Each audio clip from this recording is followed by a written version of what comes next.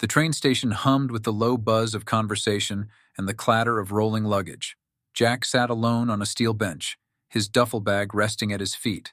His eyes scanned the departures board, but his mind was miles away. He wasn't here for sightseeing. This was a pilgrimage. The bikers swaggered in like they owned the place. 6 of them, clad in leather jackets emblazoned with the emblem of a snarling wolf. They were loud, obnoxious, and hungry for attention. The tallest of them, a man with a jagged scar down his cheek, locked eyes with Jack.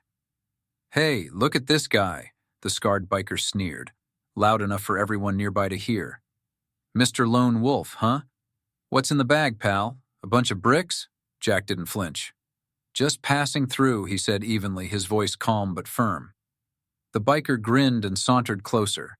His crew followed, spreading out like a pack of wolves cornering prey. One of them tipped over a trash can just to make a scene, sending paper cups and wrappers skittering across the floor. "What if we want to have a look?" the biker taunted, nudging the bag with the tip of his boot. Jack's gaze flicked down to the bag and back up, a quiet storm brewing in his eyes. "Not a good idea," Jack said, his tone sharper now. The biker laughed, but it was forced, the kind that masked unease. "Not a good idea? Buddy, do you even know who you're talking to?" "No," Jack replied, standing up slowly, his 6-foot frame towering over the man. "But you're about to find out who you're talking to."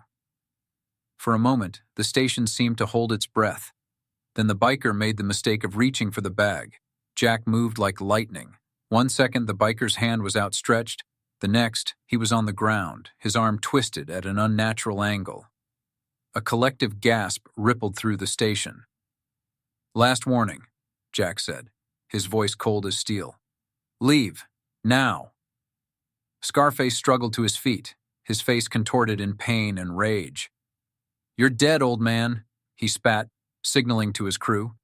The other bikers stepped forward, emboldened by their numbers. Jack sighed and stepped back, loosening his shoulders. "I tried to be nice." And then it began. Just as Jack prepares to defend himself, the leader of the bikers pulls out a hidden weapon. The chapter ends with Jack's steely gaze locking onto him, the words, "You really shouldn't have done that." Jack didn't flinch as the biker leader, Scarface, brandished the knife. The curved blade caught the dim station lights, reflecting a cold gleam across his menacing grin. Around them, the train station grew quieter, passengers retreating to the edges of the space, some clutching their phones, recording, while others murmured in hushed fear. Scarface smirked. "You think you're a tough guy, huh? You think you're gonna walk out of here after embarrassing me?"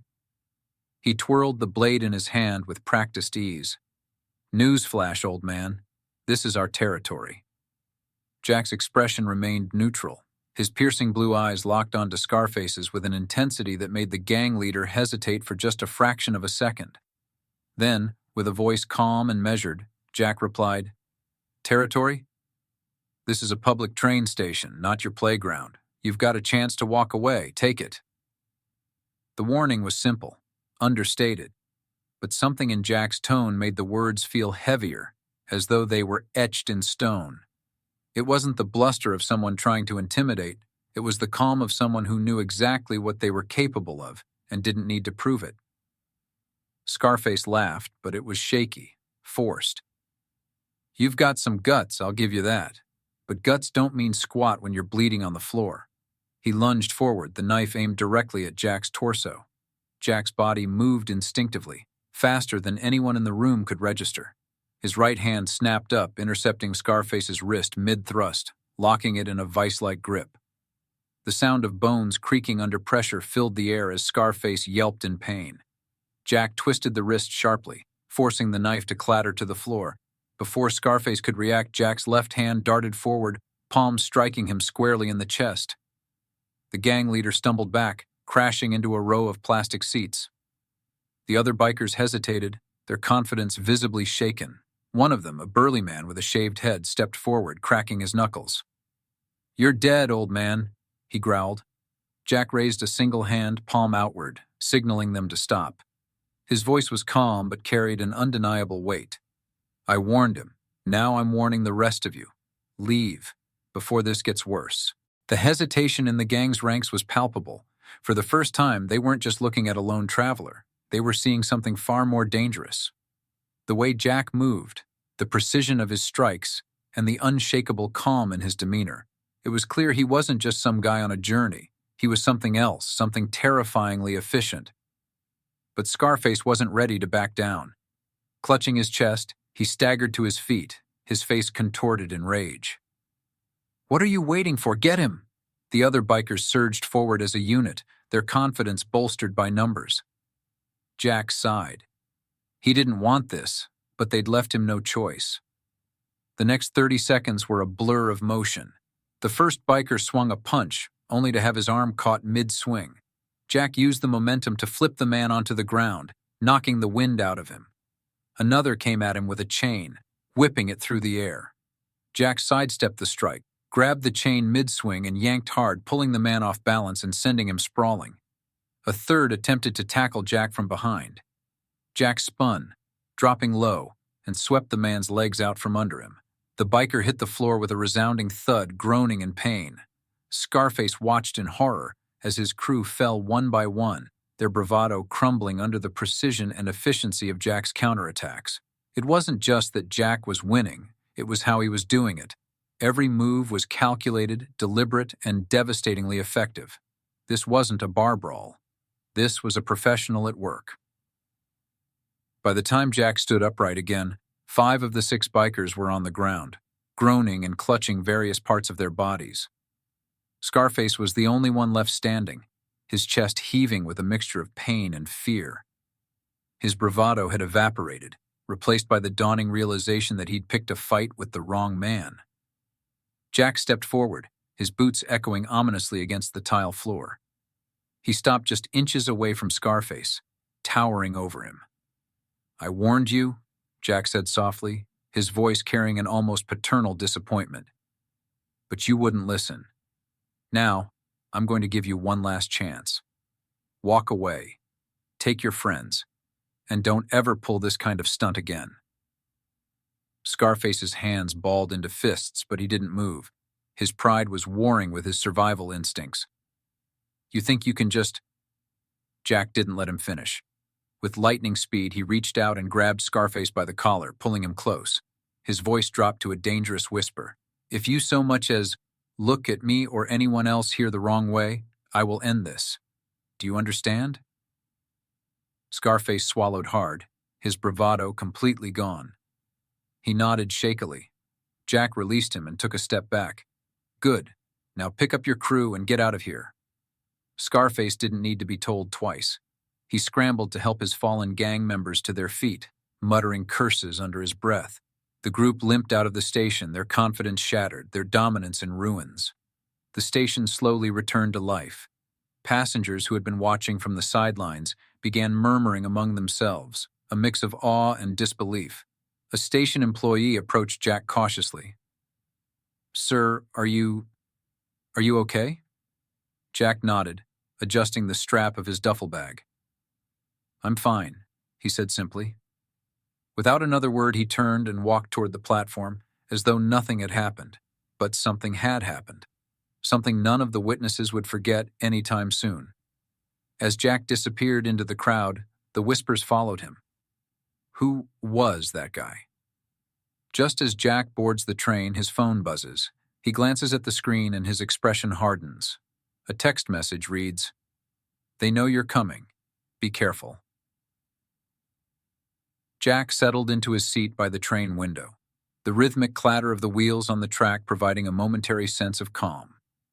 Outside, the landscape blurred into streaks of green and gray as the train picked up speed.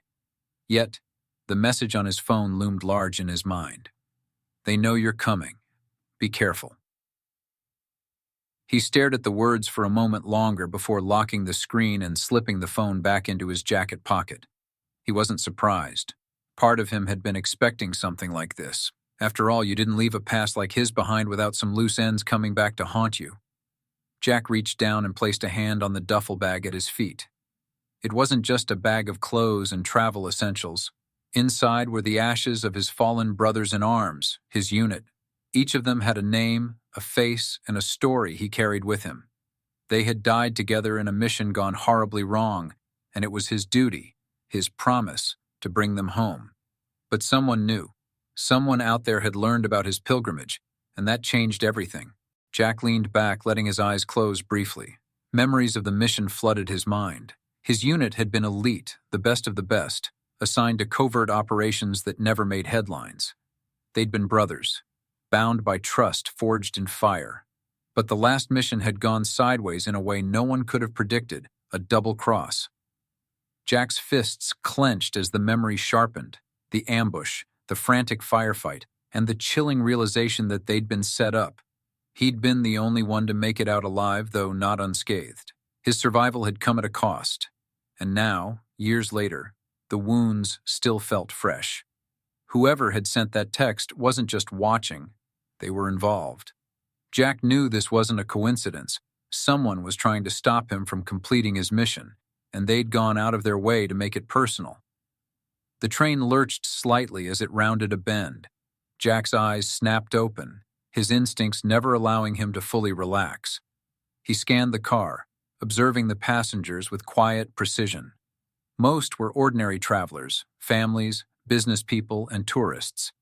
But one man stood out. He was sitting 2 rows ahead, his face partially obscured by the brim of a baseball cap. He was hunched over, pretending to scroll through his phone, but Jack noticed the subtle tells, the stiffness in his posture, the way his eyes darted toward the reflections in the window, the faint bulge of a concealed weapon under his jacket. Jack's lips pressed into a thin line. He wasn't the only one aware of the text message. The man was waiting for something, or someone. Jack's gaze dropped to the duffel bag at his feet and his pulse quickened. He had to act fast. If this man was part of the same group that sent the message, then he wasn't here to talk. Jack slid his hand into his jacket, fingers brushing against the familiar grip of his concealed pistol. He wasn't eager to draw attention, not here, not now. But if it came to that, he wouldn't hesitate. Standing up casually, he picked up his duffel bag and slung it over his shoulder. He moved down the aisle, passing the man in the cap. As he walked by, he caught a brief glimpse of the man's face. Sharp features, a scar along the jawline, and eyes that were too alert for a casual traveler. Jack didn't stop. He continued toward the restroom at the end of the car, acting as though he hadn't noticed anything unusual. Behind him, the man shifted in his seat. Jack could almost feel the man's gaze on his back, like a predator stalking prey. He stepped into the narrow restroom, locking the door behind him. Setting the bag down, Jack quickly checked his pistol, ensuring it was loaded and ready. His mind raced through the possibilities. If there was one operative on the train, there could be more. They wouldn't have sent just one man after him, not if they truly knew who he was. Jack cracked the door open just enough to peer out. As he suspected, the man in the cap was now standing, making his way down the aisle toward the restroom. Jack's heart rate remained steady. He'd been in worse situations than this. The key was to stay ahead of the threat. The man paused outside the restroom, his hand hovering near his jacket. Jack saw it, the subtle movement that indicated he was about to draw his weapon. Without hesitation, Jack burst out of the restroom, slamming the door into the man's face. The impact sent the man stumbling back, his hand flying to his nose as blood gushed down his face. Jack didn't give him time to recover. He grabbed the man by the collar, yanking him into the narrow corridor between cars. With a swift motion, he pinned the man against the wall. "Who sent you?" Jack demanded, his voice low and dangerous. The man struggled, his hand reaching for the gun under his jacket. Jack intercepted it, twisting the man's wrist until he cried out in pain and dropped the weapon. The gun clattered to the floor, sliding out of reach. "I'll ask again," Jack said, his grip tightening. "Who sent you?" The man's eyes darted around, desperation setting in. "You don't know what you're up against," he spat, his voice strained. "They'll kill you, soldier." Jack's jaw tightened. "Not before I finish what I started." The man smirked, even as blood dripped from his nose. "It's not just you they're after. You're carrying something they want." Jack's grip loosened slightly. "What do you mean?" But before the man could answer, there was a sharp, metallic sound, a faint hiss. Jack's instincts screamed danger. He released the man and dove to the side just as a bullet pierced the wall where his head had been. Jack turned his head, scanning the train car for the source of the shot. He caught a glimpse of a second figure at the far end of the car, holding a suppressed pistol. The first man used the distraction to shove Jack away and make a break for the exit. Jack reached for his own weapon, but the second figure was already retreating into the next car, vanishing from sight. Gripping his pistol tightly, Jack muttered to himself, "They really don't know who they're messing with." He picked up his duffel bag and started after them, the train speeding ever faster into the unknown. The train rattled and swayed as Jack moved swiftly through the narrow aisle, his duffel bag slung over one shoulder, his pistol hidden but ready in his grip. Passengers turned to watch him pass, their expressions a mixture of curiosity and unease. He didn't have time to explain or reassure them. His focus was entirely on the two operatives ahead. The first man, the one with the broken nose, had disappeared into the next car. The second, the shooter with the suppressed pistol, was likely providing cover.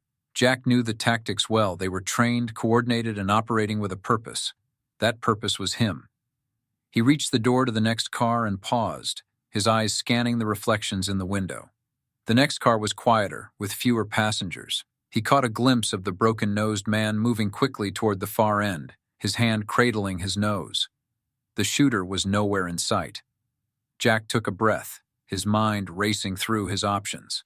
The train was moving too fast to consider stopping it, and there were too many civilians to risk a direct firefight. He needed to control the situation, and quickly. Sliding the door open silently, Jack stepped into the next car. The broken-nosed man was already at the far exit, fumbling with the door latch. Jack advanced, his footsteps light and deliberate, his eyes scanning for the shooter. The attack came from above. As Jack passed beneath the luggage rack, the second operative dropped down from where he'd been concealed. Jack's instincts kicked in just in time to duck, narrowly avoiding the suppressor's cold steel aimed at the back of his head. The shooter's fist followed, grazing Jack's jaw and sending him stumbling into the aisle. Passengers screamed, scrambling to get out of the way as the shooter raised his weapon again. Jack didn't hesitate. He lunged forward, grabbing the man's wrist and slamming it against the seat's armrest. The gun discharged with a muffled pop, the bullet embedding itself harmlessly in the wall. Jack twisted the shooter's wrist, forcing him to release the weapon, and followed up with a sharp elbow to the man's temple. The shooter staggered back, dazed but not out. He was good, better than the first guy. But Jack was better. The shooter recovered quickly, launching a flurry of strikes that Jack deflected with practiced precision. Their movements were fast and brutal, a blur of punches, blocks, and counterattacks. Around them, passengers ducked and cowered, the air thick with panic. The shooter reached for a knife at his belt, but Jack anticipated the move. He caught the man's arm mid-draw and delivered a devastating knee to his midsection. The shooter doubled over, gasping for air. Jack finished him with a swift, calculated strike to the side of the head, sending him crumpling to the floor. Jack knelt down, pressing his pistol against the shooter's temple. "Who sent you?" he demanded, his voice low but full of menace. The man smirked through his pain, blood trickling from his mouth. "You don't scare me," he rasped. "You're just a relic. They'll keep coming until you're dead." Jack's grip tightened on the pistol. "Who sent you?" The shooter hesitated, then his smirk widened. "It doesn't matter. You'll never get off this train alive." Before Jack could react, the man's body convulsed violently. His eyes rolled back and foam began to spill from his mouth. Jack cursed, realizing too late that the man had bitten down on a concealed cyanide capsule. The shooter went limp, his body twitching briefly before going still. Jack stood, his jaw tight. The shooter was gone, but the broken-nosed man was still out there, and he wasn't going to let him get away. Jack grabbed the fallen shooter's suppressed pistol and tucked it into his waistband. He didn't like using an enemy's weapon, but it was better than risking his own gun drawing attention. He moved to the far end of the car where the broken-nosed man had vanished. The passengers watched him with wide, frightened eyes, but no one said a word. Jack ignored them, his mind focused on the task at hand.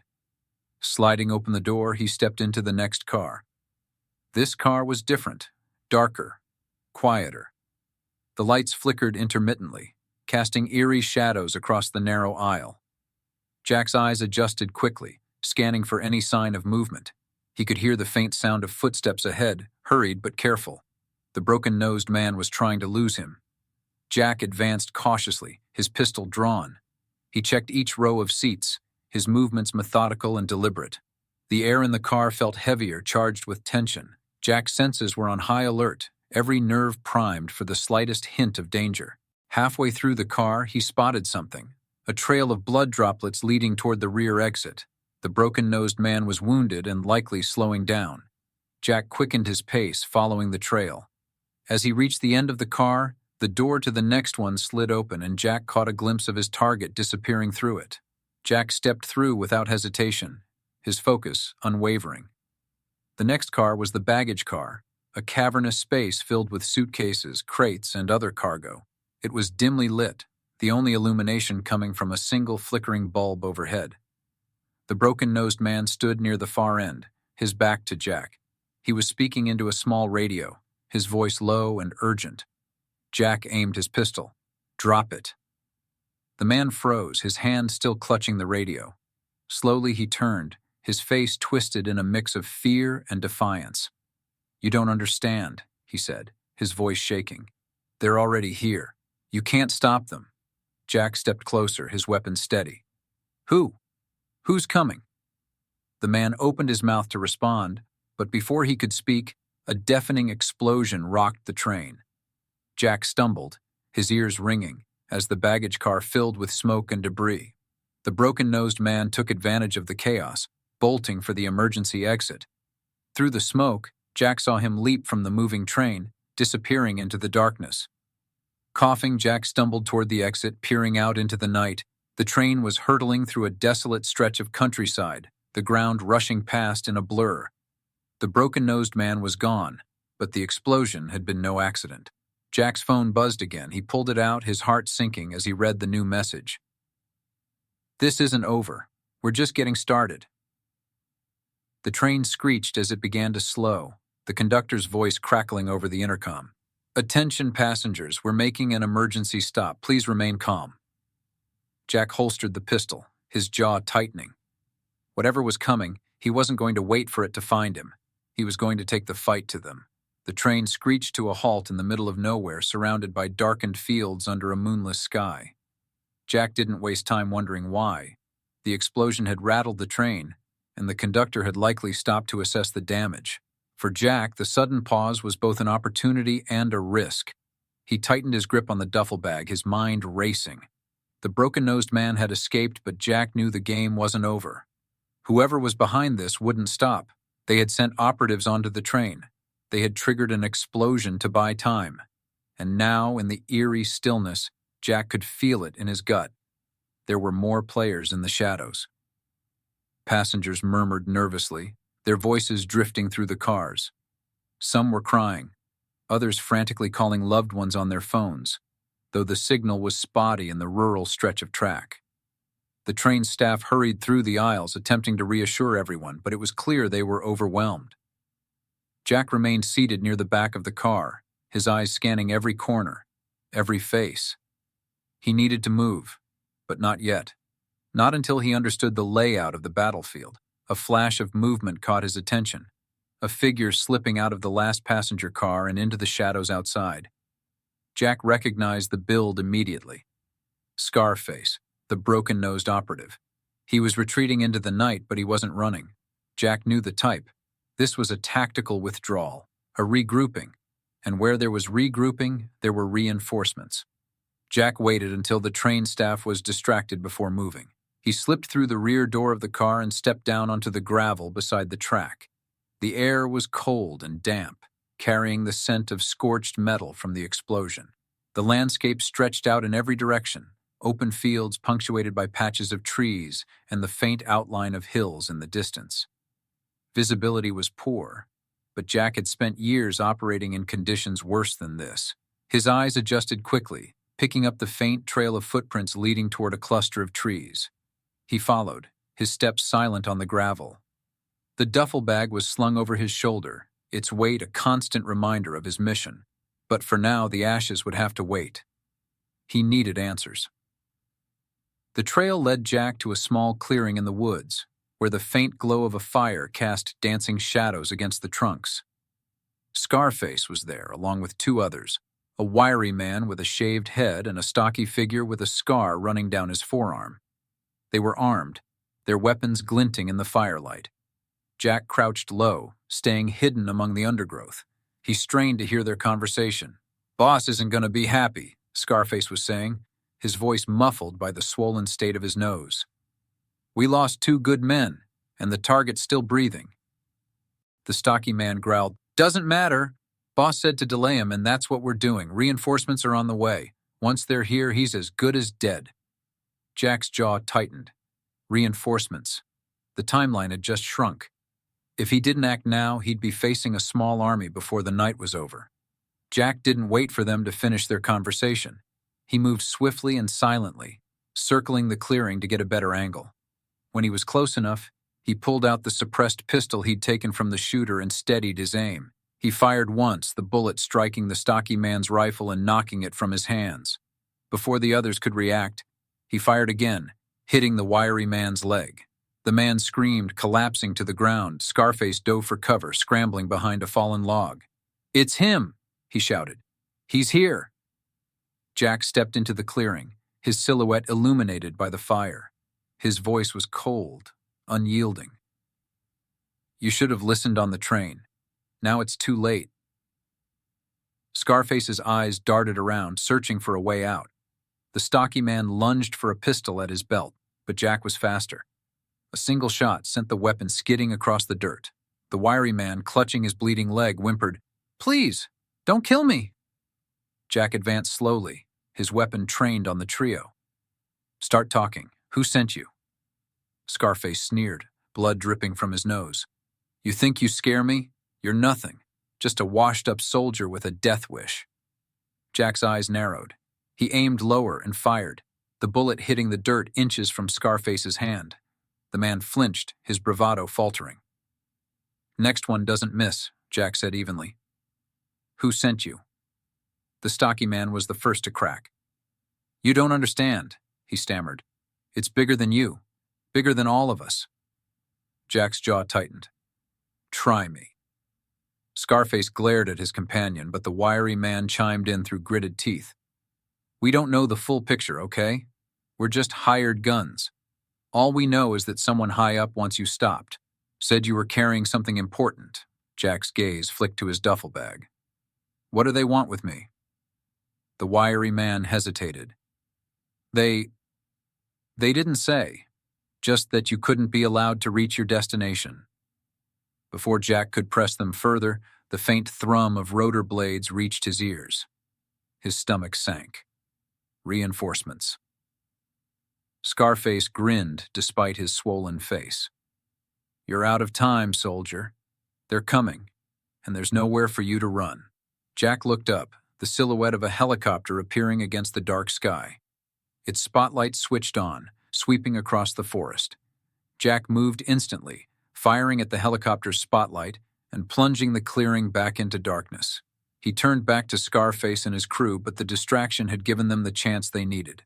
Scarface and the stocky man had vanished into the trees, leaving the wounded, wiry man behind. The helicopter's spotlight flickered back on, sweeping the area as armed operatives began rappelling down. Jack melted into the shadows, his mind racing. He needed to disappear, regroup, and stay ahead of his pursuers. But one thing was clear now. This wasn't just a random attack. Someone powerful was after him, and they wouldn't stop until they had him, or what he was carrying. Jack moved deeper into the forest, the sound of the helicopter growing fainter as he put distance between himself and the clearing. His phone buzzed again. He glanced at the screen, the message chilling him to the core. "We warned you. You'll never make it to the end." Jack's grip on the duffel bag tightened. His mission wasn't over. It had just begun. Jack navigated the dense forest with precision, each step calculated to avoid dry twigs and loose gravel that might give away his position. The helicopter's searchlight swept the treetops, occasionally piercing through the canopy to cast eerie, fleeting shadows.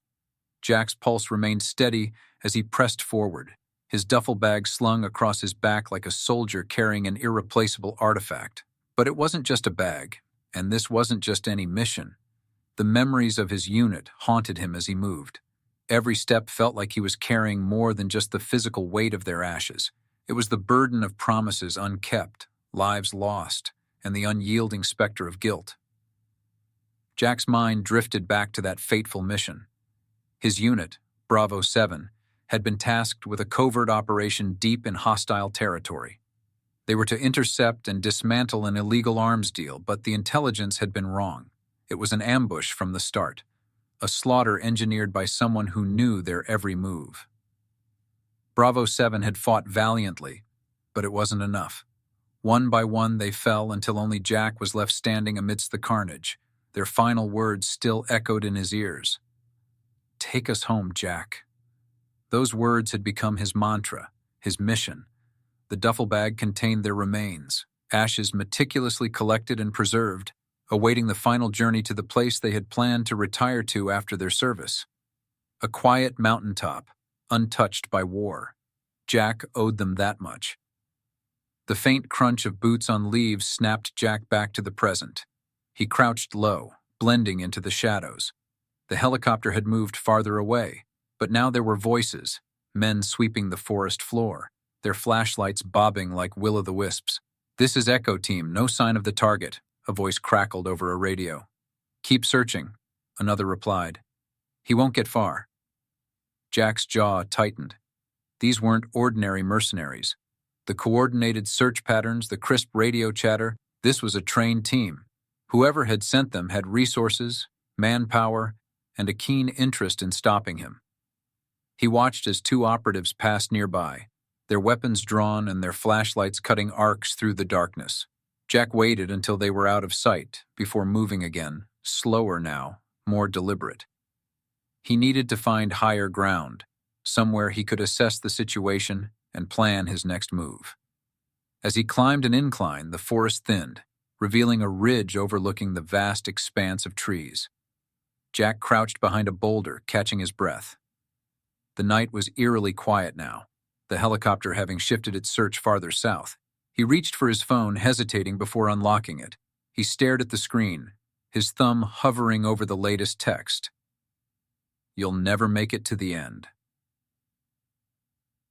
The message wasn't just a taunt, it was a promise.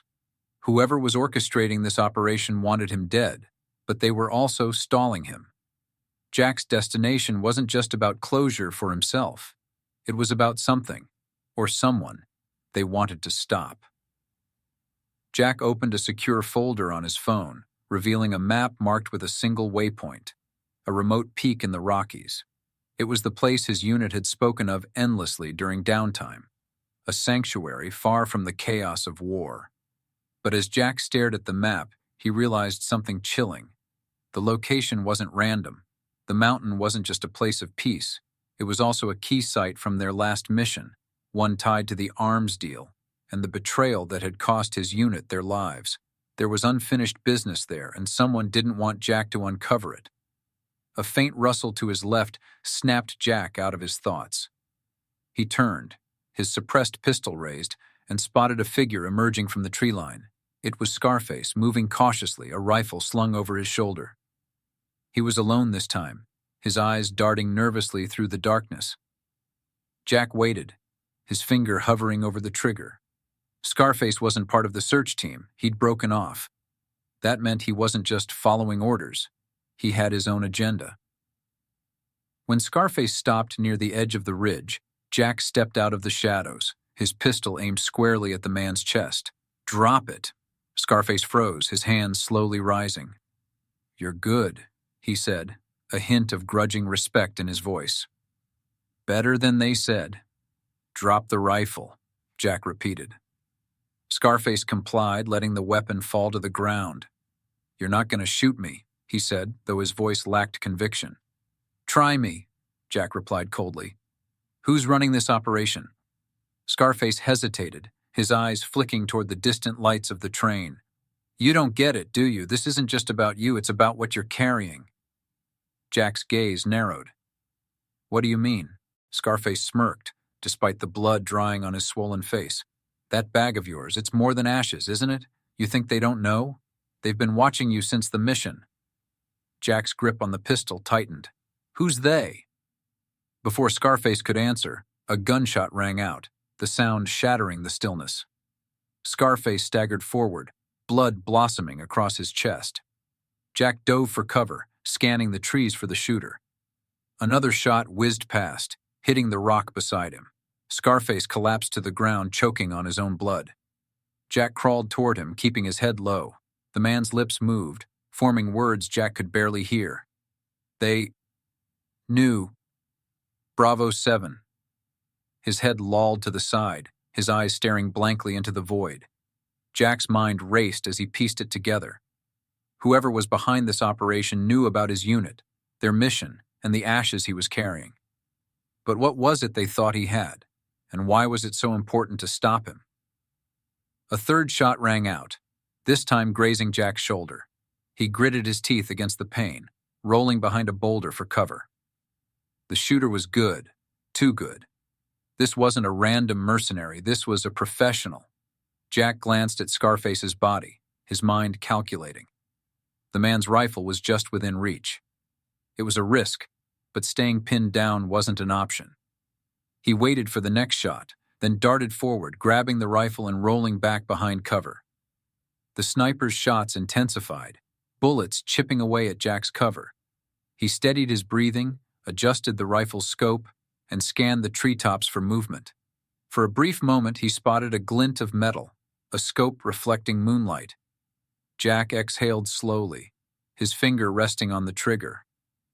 "One shot," he whispered to himself. "Make it count." The chapter ends as Jack squeezes the trigger, the sound of the rifle echoing into the night. The rifle's recoil kicked into Jack's shoulder as the shot rang out, the sound rolling through the dark forest. He watched through the scope as the sniper's position erupted in a burst of movement. The glint of metal vanished, and the treetops rustled violently. Jack didn't wait to confirm the kill. He moved, knowing staying in one place too long would get him killed. The forest felt alive with danger now. Jack crouched low, zigzagging through the underbrush, his mind calculating every move. The sniper had been good, too good for a simple hire. Whoever they were, they wouldn't have been working alone. The faint hum of the helicopter returned, its spotlight sweeping the forest once more. Jack pressed himself against a tree, his breath steady despite the pain in his shoulder. The graze from the sniper's bullet stung, but he'd had worse. The immediate concern wasn't his injury, it was the reinforcements that were undoubtedly closing in. He glanced at his duffel bag. Whatever these people thought he was carrying, they were willing to throw everything at him to get it. Jack had fought enemies before who operated like this, relentless, well-funded, and merciless. This was personal for them, which made it personal for him. The sound of footsteps, multiple pairs, echoed faintly through the trees. Jack tightened his grip on the rifle he'd taken from Scarface, listening intently. The voices were low, disciplined. They were spreading out, attempting to box him in. Jack shifted to higher ground, scaling a rocky incline to gain the advantage. He needed to see the layout of the operatives, but the darkness and the dense canopy made visibility difficult. He moved like a ghost, silent and deliberate, his senses attuned to every sound. From his elevated position, Jack spotted movement below. A team of 4 operatives moved in a tight formation, sweeping the area with tactical precision. They wore black tactical gear, blending seamlessly into the shadows, and their communication was minimal, hand signals and nods. Jack counted their weapons, 2 carbines, a shotgun, and a suppressed pistol. This wasn't just a capture team, they were hunting him. He took aim at the shotgun-wielding operative, the most immediate threat in close quarters. Exhaling slowly, Jack fired. The shot struck true, the operative crumpling to the ground with a muffled grunt. The others froze, their flashlights whipping toward the direction of the shot. Jack moved again, repositioning before they could triangulate his location. The operatives split up, one staying with their fallen comrade while the other 2 spread out, sweeping their weapons across the forest. The second operative fell silently. Jack had crept up behind him, dispatching him with a precise strike to the neck that left the man unconscious. Jack confiscated the operative's pistol and spare magazines before disappearing into the shadows again. The remaining two operatives were more cautious now, their movements deliberate and slow. Jack could hear one of them speaking into a radio, calling for backup. He had to finish this before the reinforcements arrived. Using the terrain to his advantage, Jack circled around the final two. He threw a rock into the brush behind them, drawing their attention. When one turned, Jack struck, disarming and incapacitating him in a fluid motion. The last operative fired wildly into the darkness, but Jack was already gone. Jack approached the final operative, who was still breathing but incapacitated. The man's eyes were wide with fear, darting around as if expecting death.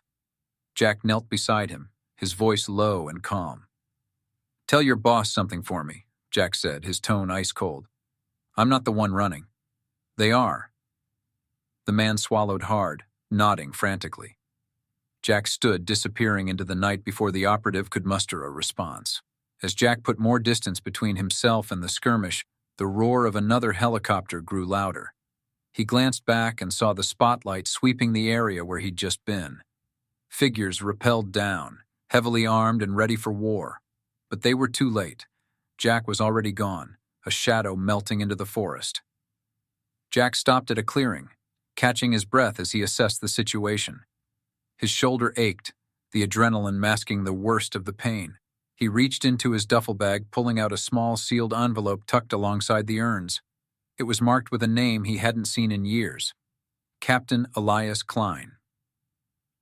The envelope had been given to him by one of his fallen teammates, Sergeant Daniels, in the chaos of the ambush. "If I don't make it," Daniels had said, blood pouring from a wound in his side, "give this to Klein. He's the only one who can make it right." Jack had never opened it. Klein had gone off the grid after Bravo 7's mission, disappearing from all military and civilian records. Jack hadn't even known if the man was still alive, but the mountain had always been the place where answers lay. Now, with the relentless pursuit he was facing, Jack was certain the envelope held the key to why they'd been betrayed, and why someone was trying to stop him from delivering it.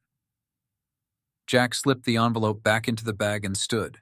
He could hear the distant sound of dogs barking, the search closing in again. There was no turning back now.